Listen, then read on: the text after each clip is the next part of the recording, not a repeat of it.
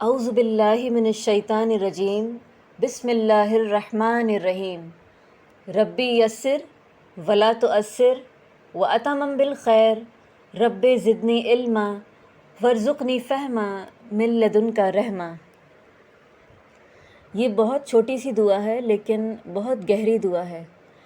اس کا معنی ہے، اس کا مطلب یہ ہے، ربی یسر، اے اللہ ہمیں آسانی عطا فرمائیے، ولا تؤثر، مشکل مت فرمائیے میرے اللہ، واتمم بالخیر، اور ہمارے اس کام کو اپنے تکمیل تک پہنچانے کی مدد فرمائیے۔ تکمیل کا مطلب ہے اکامپلشمنٹ۔ ربی زدنی علما، اے اللہ ہمارے علم میں اضافہ فرمائیے، وارزقنی فہما، صرف علم آ جانا کامیابی نہیں ہے۔ فہم کا مطلب کیا ہوتا ہے؟ فہم کا مطلب ہے سمجھ۔ وارزقنی فہما، صرف علم آ جانا کامیابی نہیں ہے، علم سے ایک صحیح سمجھ بھی ہمیں ملے۔ علم ایک تلوار ہے، علم سے ہم اپنے ساتھ ساتھ دوسروں کا بھی فائدہ کر سکتے ہیں۔ اگر فہم نہیں ہو تو اسی علم سے خود کو بھی نقصان پہنچ سکتا ہے اور دوسروں کو بھی۔ فہم کا مطلب ہے سمجھ۔ علم ہے لیکن صحیح سمجھ نہیں ہے تو خود کو بھی اور دوسروں کو بھی نقصان پہنچا سکتے ہیں۔ آپ سب بھی یہ دعا پڑھ سکتے ہیں کسی بھی کام کو کرنے سے پہلے انشاءاللہ۔ علم آیا اور اللہ کے قریب بھی نہیں ہوئے تو کیا فائدہ؟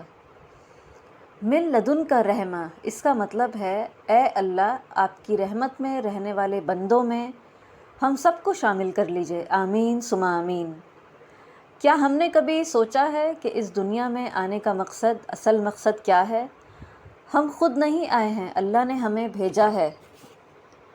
ان سب باتوں کا جواب قرآن میں ہے۔ اللہ جو کریٹر ہیں انہوں نے انسان کو اس دنیا میں بھیجا عبادت کرنے کے لیے۔ اللہ کی عبادت کیسی ہو، اللہ سے کیسے کنیکٹ ہونا ہے، یہ سب قرآن میں ملے گا۔ اور قرآن کیا ہے؟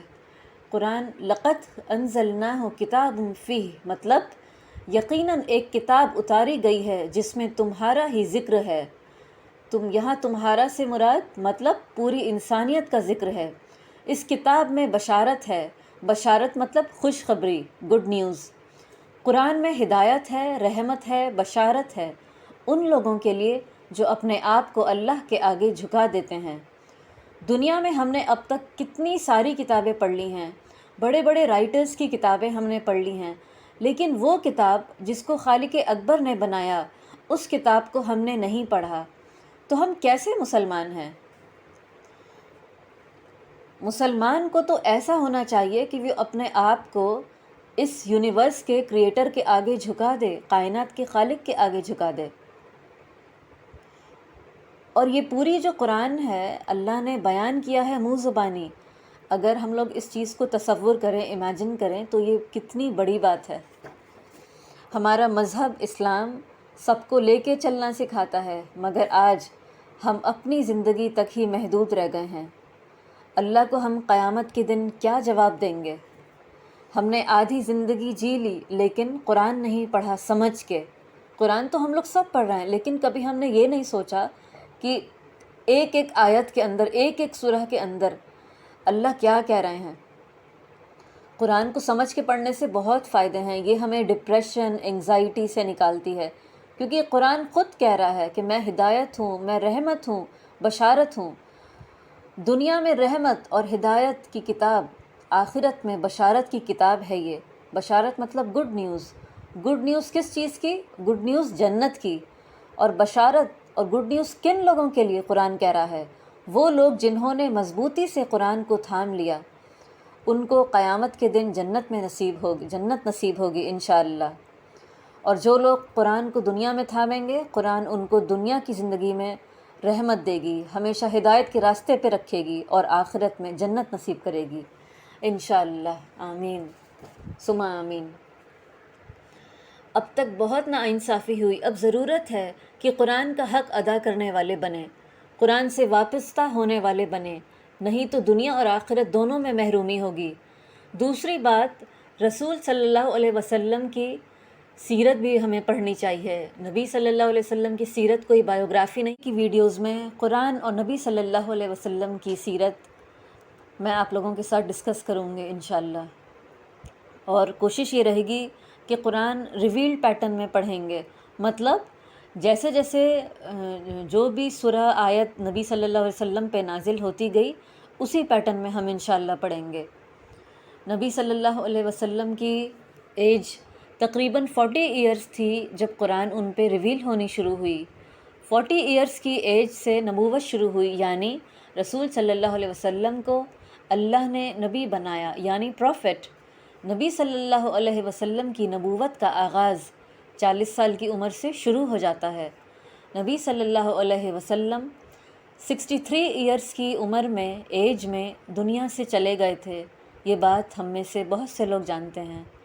40 سے 63 ایئرس تک کی زندگی ہم پڑھیں گے. پورا قرآن نبی صلی اللہ علیہ وسلم پہ اسی 40 سے 63 ایئرس کی زندگی میں نازل ہوتا گیا. 40 سے 63 ایئرس اگر دیکھیں تو یہ 23 سال کا جو وقت تھا، اسی 23 سال میں پورا قرآن دھیرے دھیرے ہمارے پیارے نبی محمد صلی اللہ علیہ وسلم پہ نازل ہوتا گیا. 23 ایئرز میں جو قرآن نازل ہوا سٹیپ بائی سٹیپ، اور ساتھ ساتھ نبی صلی اللہ علیہ وسلم کی سیرت سٹیپ بائی سٹیپ آگے ہم انشاءاللہ پڑھیں گے. ریویل پیٹرن میں قرآن اس لیے ہم لوگ پڑھیں گے، ڈسکس کریں گے، تاکہ ہم سب اپنی زندگی کے مقصد سے آشنا ہو جائیں، اویئر ہو جائیں کہ دنیا میں ہم لوگ کیوں آئے اور پھر کیوں دنیا سے چلے جانا ہے. اللہ نے انسان کو اپنی عبادت کے لیے بنایا، اور یہ سارا یونیورس، یہ سارا جو سسٹم ہے انسانوں کے لیے بنایا. ان سب باتوں کا جواب کہ دنیا میں کیوں آئے، کس مقصد سے آئے، پھر واپس کیوں جانا ہے، یہ سب اللہ نے اپنے کلام کے ذریعے سے انسانوں کو بتایا.